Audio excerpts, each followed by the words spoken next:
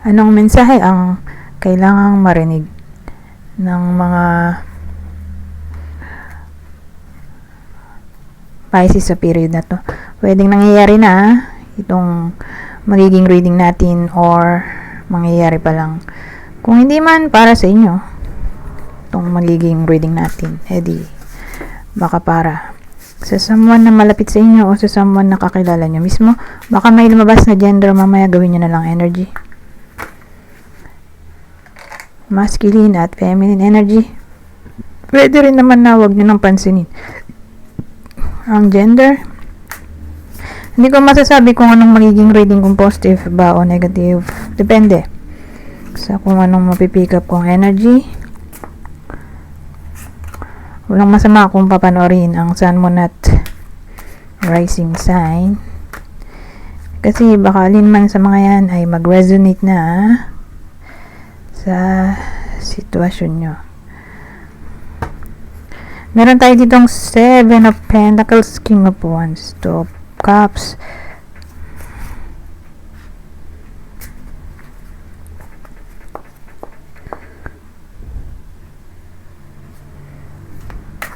so inisip ko, ito ba yung bida natin? O hiwa-hiwalay ko na lang?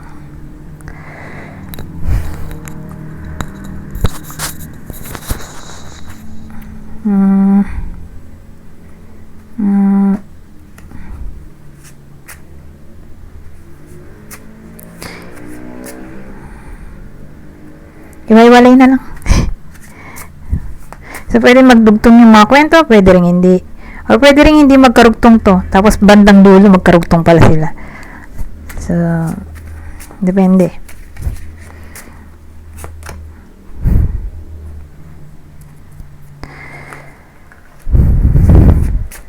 Ano nga ba ulit yung 7 of Pentacles, King of Pentacles,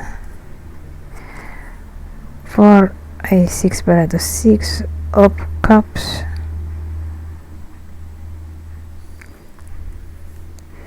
7 of Pentacles, 6 of Cups. Pero ayusin ko muna tong ilaw at masyadong maliwanag sa part na to.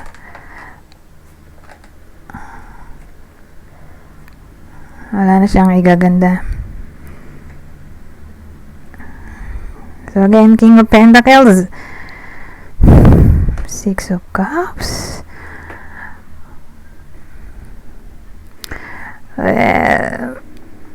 Marami pwedeng case. Sabihin natin may hinihintay ang iba sa inyo. Mukhang yung hinihintay nila ay darating na. Lalo na kung ang lalaking yon, lalaking tao or babae.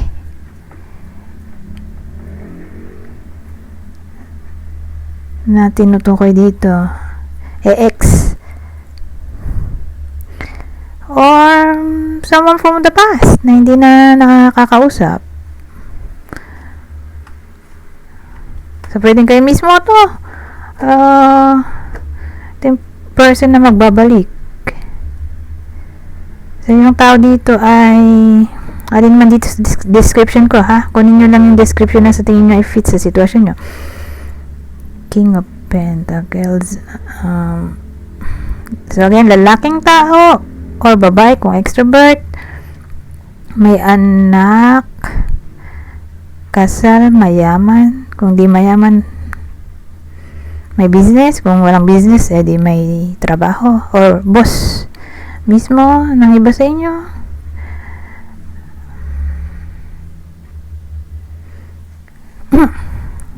So yun yung unang senaryo. Ngayon, pangalawang senaryo.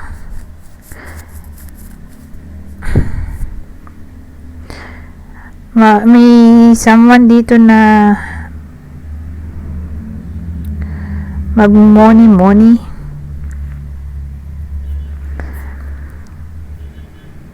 Kumbaga may reassessment na maaaring mangyari. Sa topic ng healing. So again, ito yung pwedeng bida o ito yung person nila. Yung kinuwento ko ang description.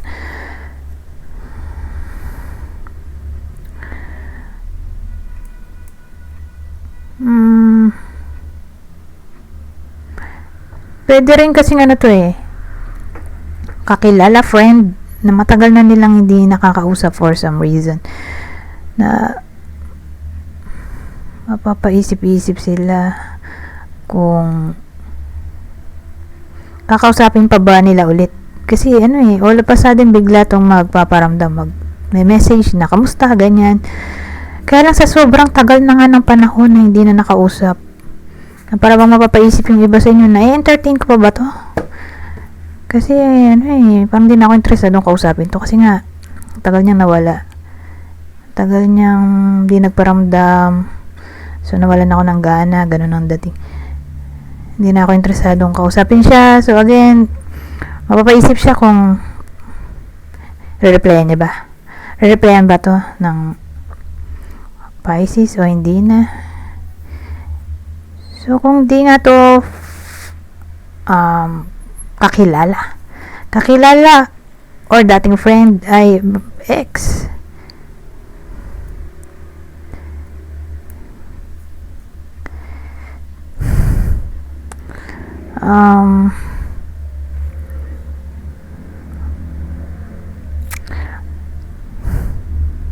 ngayon, ano pa bang senaryo maisip ko dito? Baka dating ka-workmate din to, na all of a sudden makikita somewhere ng iba sa inyo, kung dito literal na makikipag-usap or makikipag-chat text, baka makita somewhere all of a sudden.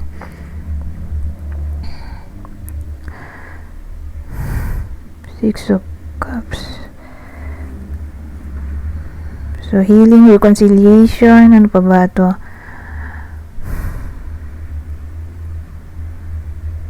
Or pwede rin all of a sudden may someone na magiging mabait sa iba sa inyo. Sabihin natin, hindi naman mabait tong taong to dati. Tapos all of a sudden biglang namansin, namigay ng something. Ayun, parang bumait nga. Ngayon,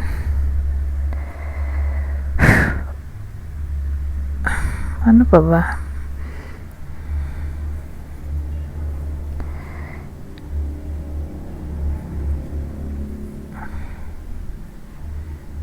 Ibang case, halimbawa, matagal na sa work yung iba sa inyo.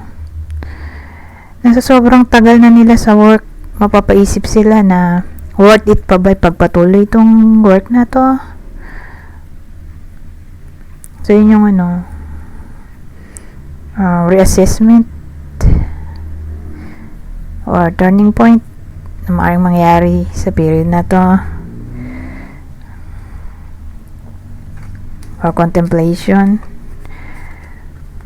na para bang mapapaisip sila kung na-appreciate pa ba nila yung work nila, or na-appreciate pa ba sila ng mga tao sa paligid nila, kung career, business. Ngayon, tingnan natin anong meron dito sa King of Wands. Sabi ko kanina, pwede magdugtong, pwede rin hindi.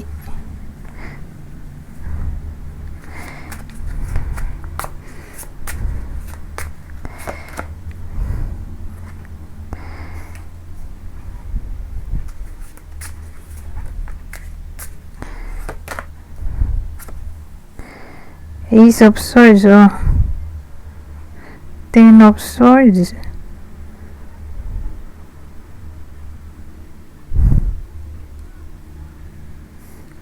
Ano ko to? Tatatluin ko.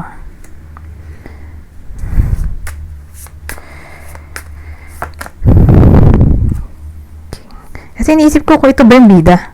Since dalawa yung court card, edi energy na lang sila pareho. Parehong king. Pero ito ang King of Cups. Kasi kung hindi to king, iba yung lumabas. Ang bida ay ibang tao. Okay? Someone na malapit sa Pisces or person nila mismo yun. Kaya lang, dalawa yung court card at pareho silang king. So, naging energy na lang sila.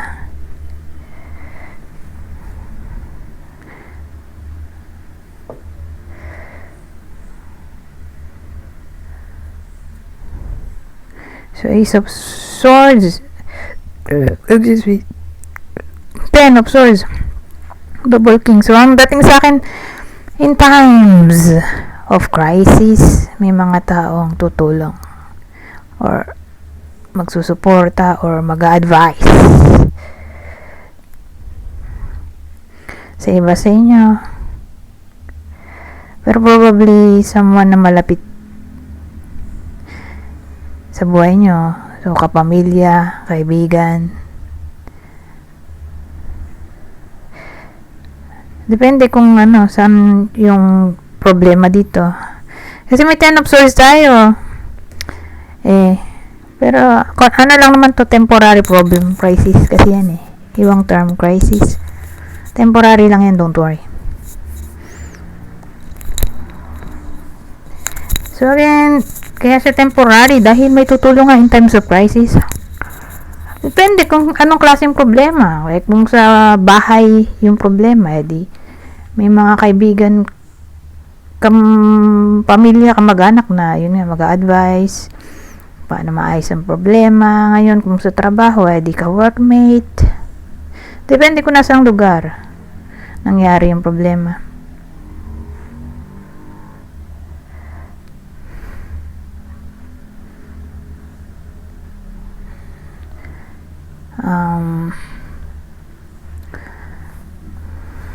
Malalampasan naman nila at nandito naman tong Ace of Swords na may naman sa clarity, victory, o madadaan sa magandang usapan, masosolve.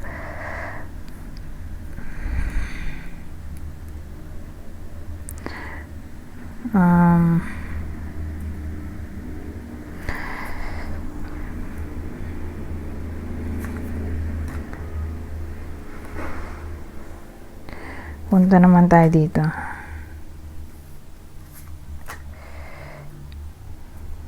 Two of Cups, So, inisip ko kung magkakarugtong ba sila. Kaya lang sa dami, nakalimutan ko na rin. Ba yung mga sinabi ko dito?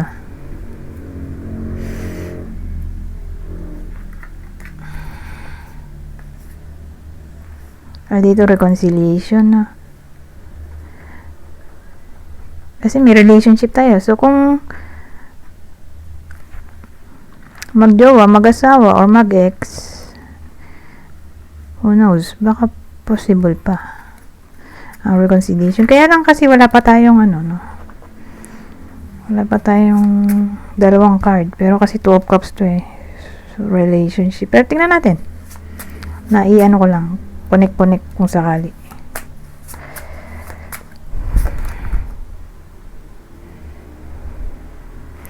Queen of Swords,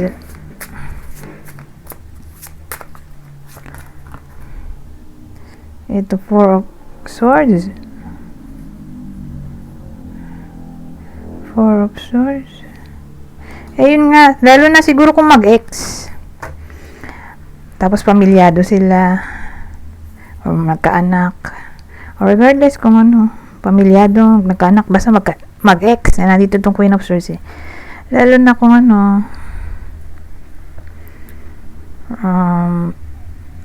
ex-girlfriend, recovery kasi ito connection or harmony, ex-girlfriend, or pwede rin naman boyfriend, ex-boyfriend kung introvert siya. So again, pag pinagsama natin, pwede yun. May mga tutulong na pagbatiin yung mag-ex dito kung pagsasamahin ko. Ngayon, kung dito lang,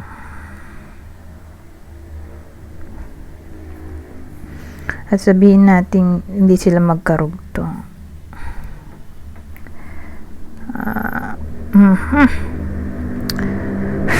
Nansat na ulo ka.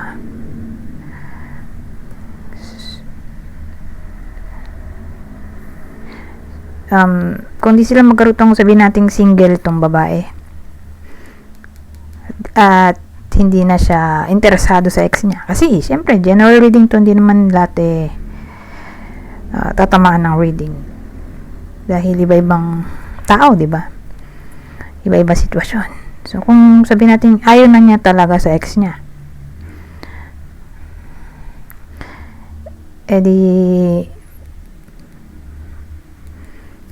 may recovery na maaaring mangyari in a way na may soulmate siyang may encounter sa period na to. May new love interest siyang may encounter nga. Pwedeng ganon.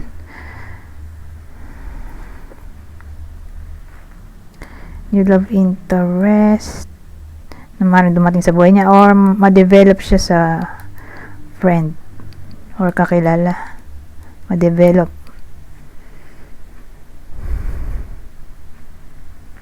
So again, yung kinukwento ko ngayon sa pangalawang scenario ay babaeng single na Pisces or lalaking Pisces kung introvert siya. Ito posibleng recovery sa ex in a way na ma-develop or mapopol siya sa kakilala niya or friend.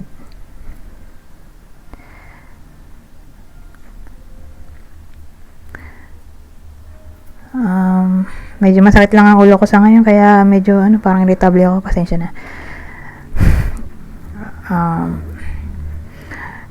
Nagahang yung isip ko, ano ba yan? Anyways,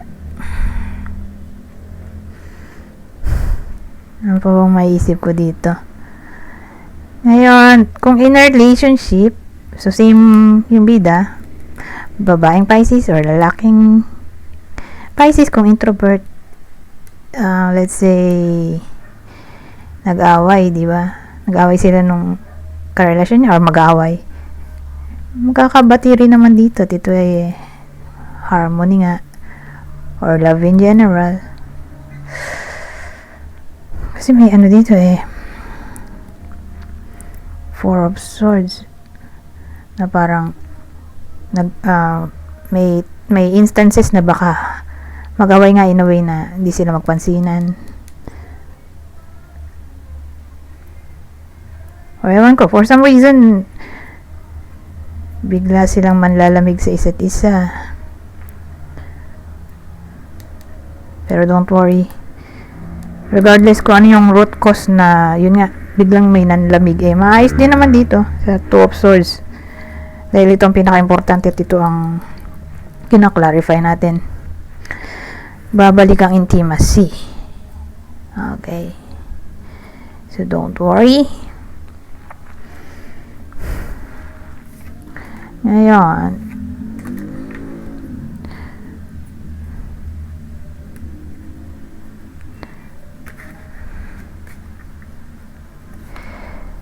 kung mag-ex, lagyan na rin natin ng clue.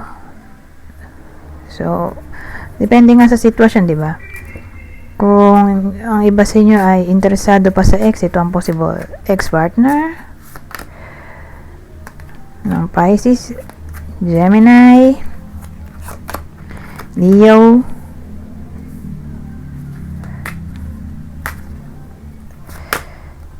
kapwa Pisces. Ngayon, kung ang person nila ay current partner,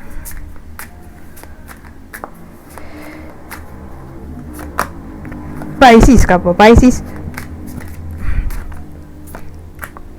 Pisces ulit, kapwa Pisces, Libra. Ngayon, kung new love interest, okay, ewan ko kung sinong new love interest ng iba sa inyo, crush or friend, basta ito yung possible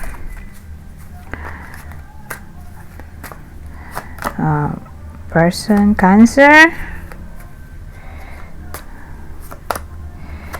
Taurus.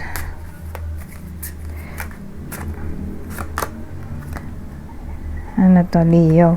Ngayon, kung darating pa lang, hindi pa namimit ng iba sa inyo.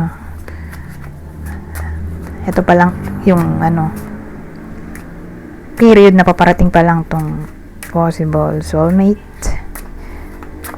So, sino yung hindi pa dumarating na taong yan? Napaparating pa lang Pisces ulit. Kapwa Pisces, Aries. Ito isa sa water sign, Cancer, Scorpio, Pisces.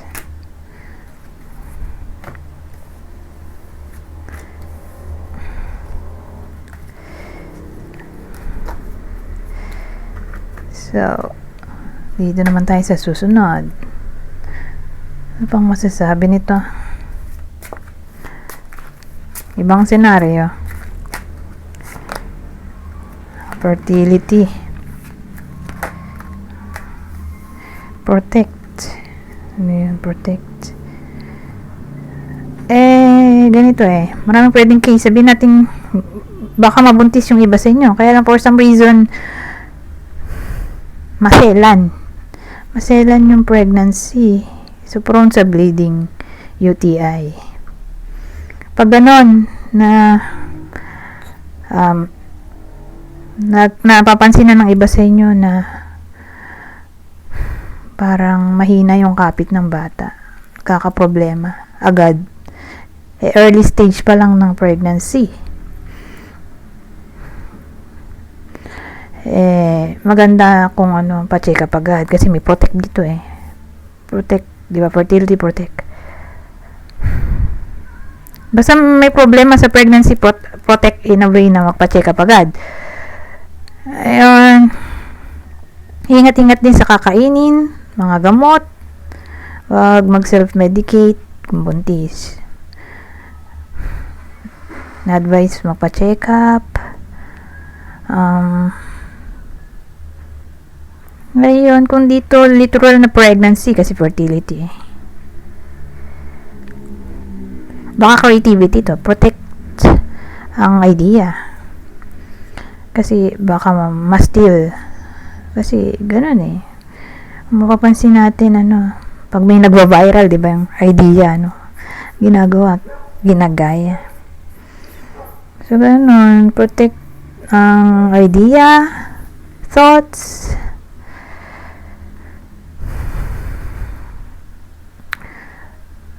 So, idea, thoughts, creativity in general.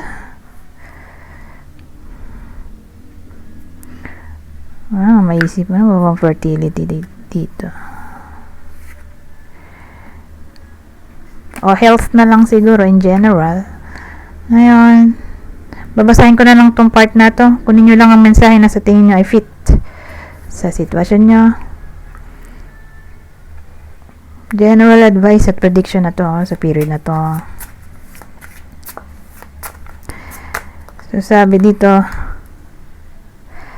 open yourself to love. It is safe for you to let your heart be seen. Don't be scared. Keep the door open. Don't be so focused on a closed door that you don't see the ones which open for you. At ang uli, divine timing. Be patient while things are unfolding. This connection is worth the wait. Anyways, hanggang dito na lang. Goodbye for now.